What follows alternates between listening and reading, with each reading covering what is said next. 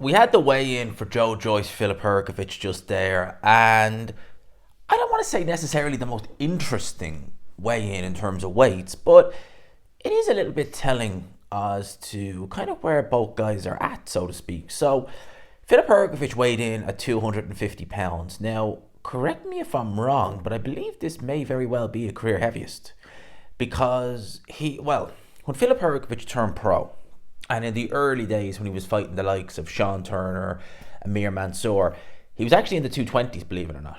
I know, and Filip Hrgovic is not a short heavyweight in terms of height. Very, very tall man, 6'6" thereabouts, maybe a bit taller. So for him to be now, I think that's a long time ago. He's come now to 250. I've always felt that even in the 240s, probably if he really, wanted to, he could probably be in the high 230s, and we might actually see a little bit more out of him, a bit more mobile, a bit more fluid that weight. So coming in at 250 and training with Abel Sanchez up there in Big Bear Gym, is that a tactical decision they've made? Have they felt that actually, no, maybe a little bit more weight on Filip Hrgovic would be better? Is he trying to hit harder? Is he trying to maybe because he gassed out against Danny Dubois, is he feeling that maybe being heavier, maybe have more of an energy reserve, which I'm struggling to work out the thoughts behind that. But I guess at the end of the day, it's not crazy heavier. I think it's only like 3-4 pounds heavier than he was when he fought Dubois. But for Joyce, it's actually quite interesting. So Joyce came in a little bit lighter than he has probably in the last 2 years nearly, because he weighed in at 275. Now, 275, whatever way you want to look at it, is still a very, very big man. Still a very, very big man. And Joyce is quite a solid heavyweight, even when he was in the 260s. You compare Joyce to Anthony Joshua, and I would say, although Anthony Joshua was the better all-around fighter, Joyce probably be stronger. Because Joshua, you can tell he's in the 240s, 250s, does a lot of weight training, a lot of resistance training. Joyce is just naturally big, tickly set and strong. He never really looks out of shape. He's looked, like he's had a little bit of flesh around the midriff in the past, but never anything crazy or anything like that. And he's normally carried the weight quite well. But saying that, there is a limit, coming in at 275, I still think that might be a little bit too heavy, I think. Because I want to just give you an example, or give you my rational thinking here. Joyce went through a stage in his career where he was normally in the 260s. Normally in around the 260s. I think he was in that when he fought Park, maybe a bit heavier. Then he fought Zhilei Zhang the first time. That was in the Copper Box around about 2 years ago. I think roughly 2 or so years ago. And in that fight, he came in the 250s. All right, came in the 250s, which by his standards, quite light. Very light by his standards. And a lot of people said that the reason why he lost to Zhilei Zhang was he was too light, he was drained, this, that, the other, yada, yada, yada, yada, yada. Never really bought it. I think the reason he lost to Zhilei Zhang was, unlike when he fought Daniel Dubois, when he fought Dubois, he was wary of what was coming back. He paid more attention to defense, and he won the fight with his feet and with his jab. All right, his defense he's never going to be Pernell Whitaker, but when you try and be a bit more cute, you can do it. After the Dubois fight, people were, Joyce can take these punches, he's got an iron chin, and that went into his head. And he stood right in front of Zhilei Zhang, one of the biggest punchers in the division, and he didn't get dropped. He was hurt a couple of times, but he ultimately ended up getting stopped. His eye swelled shut. The referee stopped the fight, or the corner. I forget exactly how it was, but they stopped the fight, you know what I mean? Didn't touch down. And everyone with the whole, he's too light, he's too light, he's too light. I remember him when before the weigh-in for the Zhang rematch. I was there, actually. I was there at the press conference on the Thursday, and I couldn't believe it, because Joyce is a big guy. I've seen him in person before, big guy. And even I was kind of shocked by how big he looked. And I was thinking, oh my God, he's going to be in the 280s. And he was. And he looked even worse. And this time he got properly knocked out.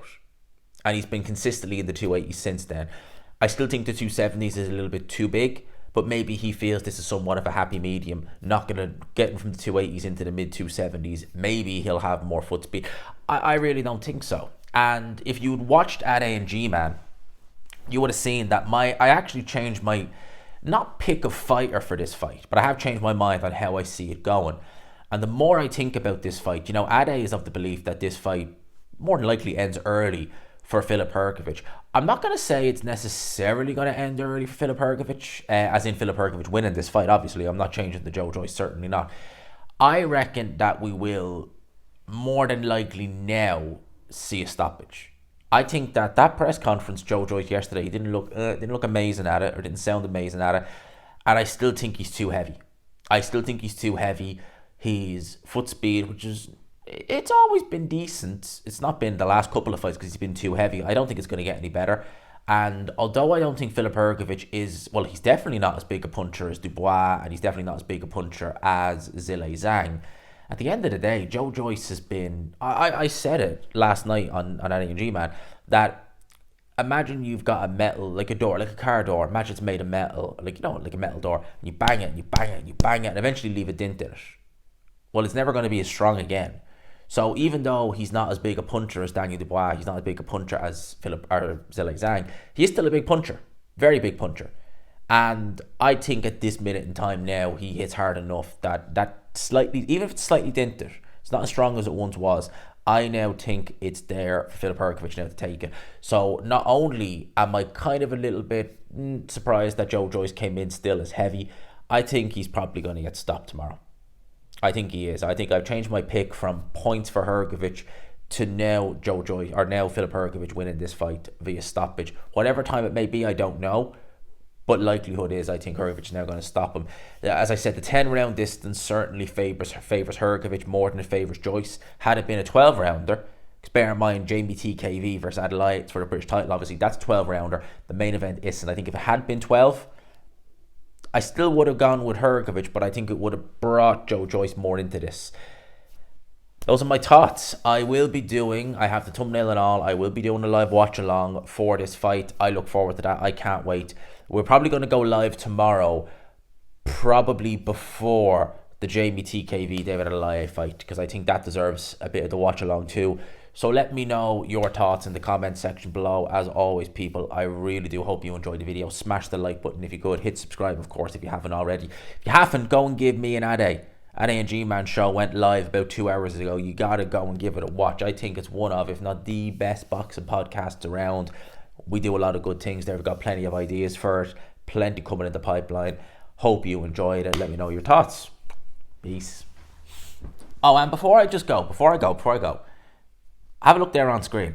This fight tomorrow night is an epic fight. It's a massive fight card. It's the first show on Queensbury on the Zone, and it won't be the last. Let's just say there's a lot in the pipeline. There's stuff that we know, and there's also stuff that you guys don't know yet. There's a lot coming. It's on the Zone. The Zone until April the 7th. So still got a bit of time. 30% off annual membership.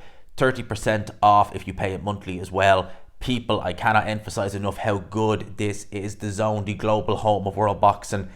Link in the description.